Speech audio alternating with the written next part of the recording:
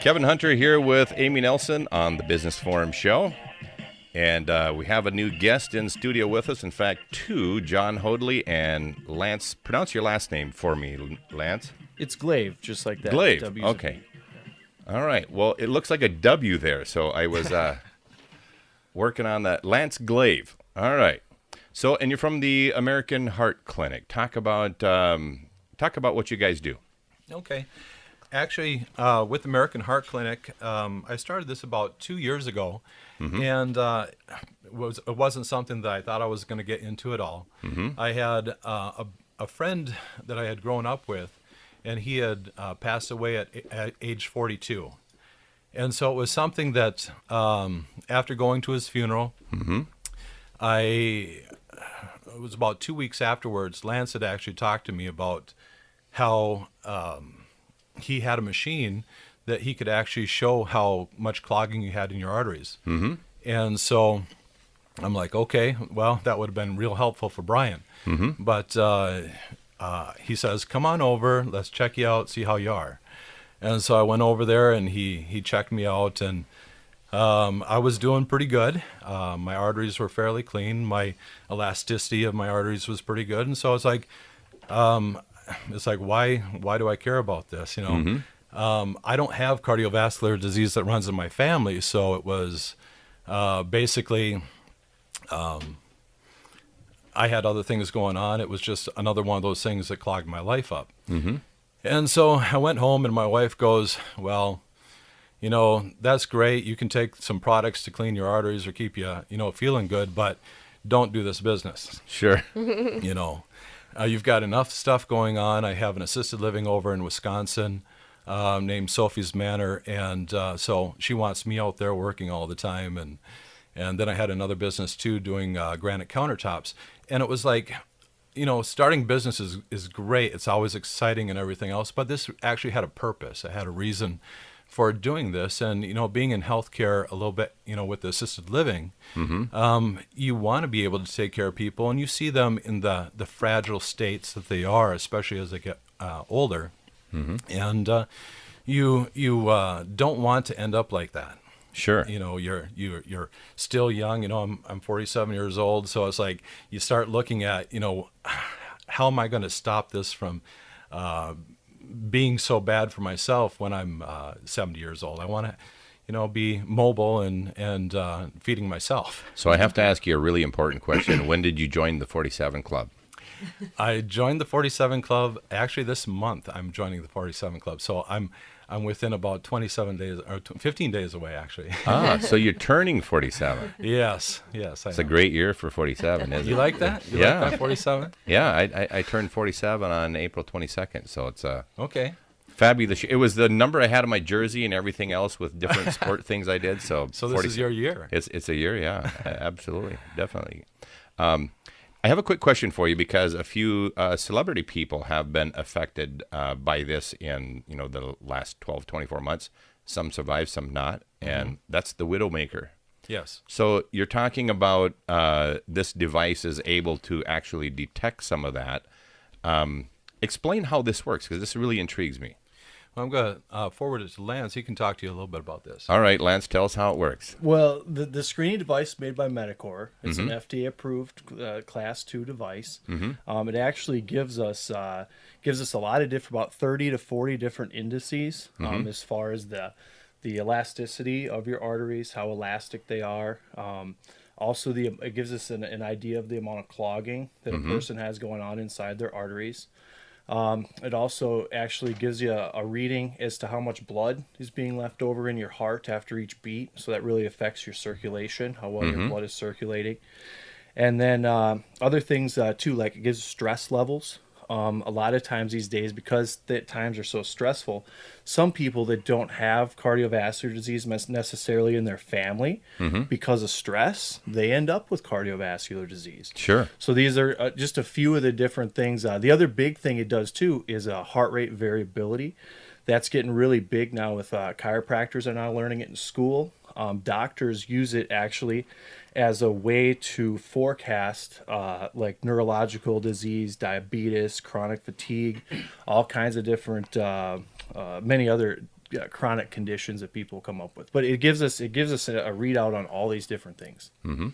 And then that information then can go back to the doctor that then can have a better plan for you. Is that the purpose of it? Exactly. Awesome. Yep. And if you want to change things, if you want to try a different lifestyle, if you want to try certain supplementation, you can get screened on the device. It gives you a baseline. Now start your lifestyle changes, come back a month, 6 weeks, 8 weeks, 3 months later, re-screen yourself and find out if those things changed. Mm-hmm. I'm curious to know if, based on that, have you guys, either through the help of others or yourself, have you recognized any strategies that do change that baseline within a reasonable period of time? Yeah, I mean, since we've been doing this for about 2 years, the number of people that we actually screen and then rescreen later on after they've been on a product that actually cleans their arteries out, we've seen a lot of progress. Lance actually has an uncle that has helped tremendously, and I'll let him talk about that too. One of the reasons why I even got screened in the first place is because, unlike John, cardiovascular disease does run in my family. Everyone who dies in my family, it's cardiovascular disease, diabetes, which is closely related. One of those two things is usually what gets us. So when I was screened, I thought, I'm young, I'm healthy, I work out, I play sports, I do all these things. When I seen my readings, I was shocked at how, based on other people my age, I wasn't good. So, and I had an uncle at 37, he had his first stroke. At 53, he had a heart attack. At 57, he had a heart attack. And at the time he turned 53, he had his heart attack. He had several places in his body where his arteries were over 90% clogged, bunch at 30, 40, 50, 60%, all over the place. So religiously, every month, he went in for chelation from the time he was 53 till 63, which the doctors give him a lot of credit for, keeping him alive that long. But at 63, he had a massive heart attack. He should have died. He had quadruple bypass, all kinds of different things. After that, he did live through that, but it wasn't much of a life. I mean, he went from his bed to his chair every day. That's all he could do.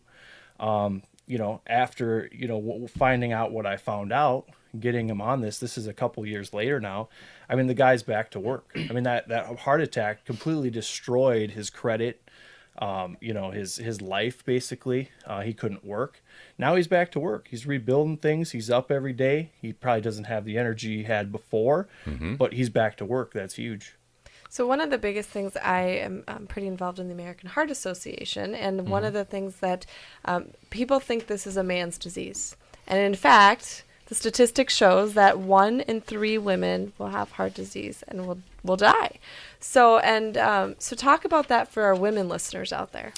How do you help women? That's very true. Actually, with the American Heart Association, back in February 2011, they actually estimated that there was 82,600,000 American adults, which is 1 in 3, that have one form of cardiovascular disease or another. And so women are affected by this just like men. And one of the biggest things with cardiovascular disease, stress levels. Stress levels are what's causing this for the most part. People can genetically have a predisposition to having cardiovascular disease, but it's not always that their arteries are clogged. It's not. You can be young and die of a massive coronary. Just like Brian, at 42 years old, he was the youngest one in the family of the family I grew up with there. And so they lost their youngest brother. And so that was one of the main things that I wanted to do is after I started screening this, doing the screening is to get over and screen the rest of the family. Because, it's just awful to lose a member of your family that way. And then what do you do about it? Because unless you're having heart pain and or chest pain, pain in your arm, you don't normally just go into the doctor and say, hey, you know what, I want to get checked out. I want to get screened to see what my risk factors are for cardiovascular disease. And so if that was more available to people, people would do it. And then, hey, maybe they would change the way that they live. Maybe they would change their lifestyle, their eating habits. They'd exercise more. But, you know, we're such a country of doing something afterwards. You know, after I find out, then I'll do something about it. And so I have a heart attack, I'll do something about it. Very nice. Kevin Hunter with Amy Nelson here on the Business Forum Show. We're chatting with John Hoadley and Lance Glawe from the American Heart Clinic. You can find them on the web, AmericanHeartClinic.com. You can also call the office at 763-210-8171. Again, that contact number is 763-210-8171. Kevin Hunter with Amy Nelson on the Business Forum Show. We'll be back in a moment.